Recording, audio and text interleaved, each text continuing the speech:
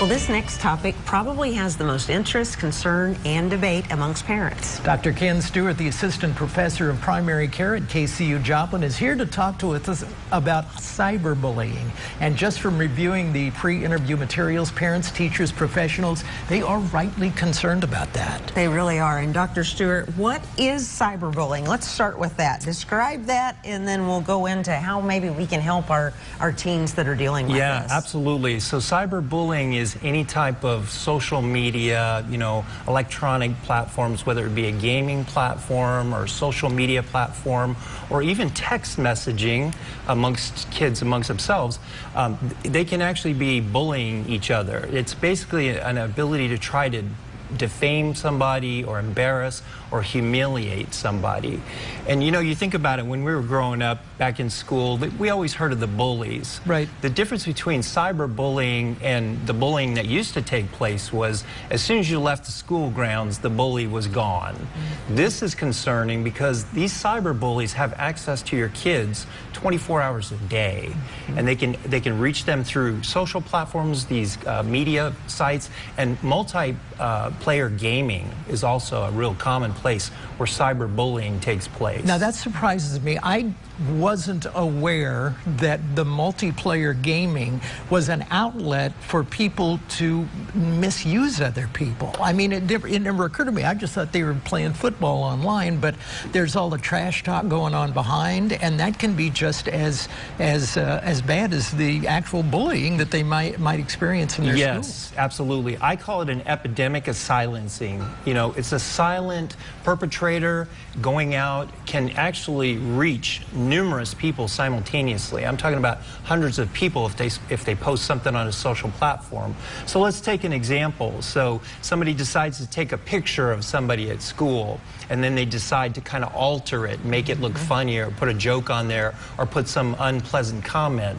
That's cyberbullying because they're actually harming somebody, making somebody feel bad about themselves.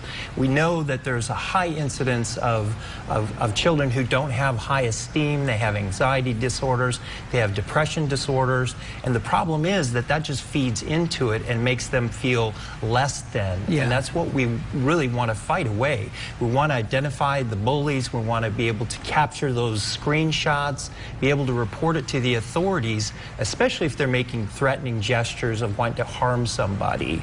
So that would be your advice, is get that picture, those different things to the right person so that they know what's going on and maybe get it stopped in its tracks. Absolutely. Every one of these kids know how to take a screenshot. Sure. So you capture that picture and you find out this is what they posted, this is the kind of comments they were making. Remember that anything gets posted in the social media is out there forever unless it's intentionally removed. So those kinds of things can harm you as you go to apply for jobs or you go to apply for different, school positions and things. Mm-hmm. People that are looking for you as a potential employer can be looking at those social media platforms and finding out what's been out there about you. So what do you suggest parents do to try to lessen the impact of cyberbullying? This is the hard part, because the parent has to be involved, they got to be engaged, they've got to know the passwords of their kids, they have to have basically controls and place things in place to prevent the kids from going into their rooms and doing their social media in silence, having open policies, establishing boundaries that you allow the kids to do this gaming. Not at nighttime, have them put their social media, electronic devices up when they're going to bed. Don't bring them into their bedroom. That's the worst place where cyberbullying can take place. And 95% of kids have access to a cell phone or some sort of online media.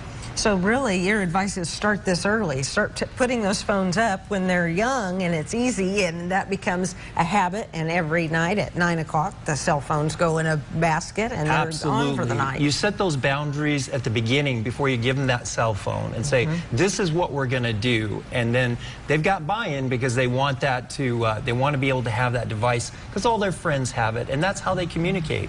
That's their way of communicating these days is through social media and through electronic media. And anonymity is such a huge part of this, is you can be bullied by somebody you don't even know. Absolutely, absolutely. And that's really the big threat of it is somebody silent behind a screen can be saying all kinds of things and have no responsibility for it at all. Yes, well, we appreciate you coming on and giving us some advice, and I hope lots of parents will start putting those cell phones up and we get a handle on some of this, because this is awfully hard on all of our kids. Absolutely, absolutely. Thanks so much for being here. Thank you so much for having me on.